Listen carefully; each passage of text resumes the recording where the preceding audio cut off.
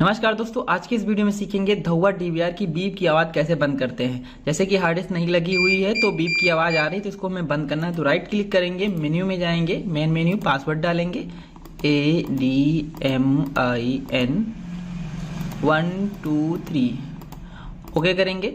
और उसके बाद जाएंगे अलार्म में, उसके बाद जाएंगे इसमें एक्सेप्शन पे और यहाँ पे आप डिसेबल कर देंगे नो डिस्क। और उसके बाद फिर आप डिस्क इरर को सेलेक्ट करेंगे, फिर डिसेबल करेंगे और यहाँ पर लो स्पेस, ये तीनों चेक कर लेंगे। और यहाँ से डिसेबल करके आप वहाँ अप्लाई करेंगे तो यहाँ की जो बीप की आवाज़ है ऑटोमेटिक बंद हो जाएगी। आई होप कि वीडियो आपको इन्फॉर्मेटिव लगा होगा। अगर ये वीडियो आपको इन्फॉर्मेटिव लगा तो चैनल को सब्सक्राइब कर लीजिए, साथ में बेल आइकन दबाइए और इस वीडियो को अपने दोस्तों में ज़्यादा से ज़्यादा शेयर कीजिए।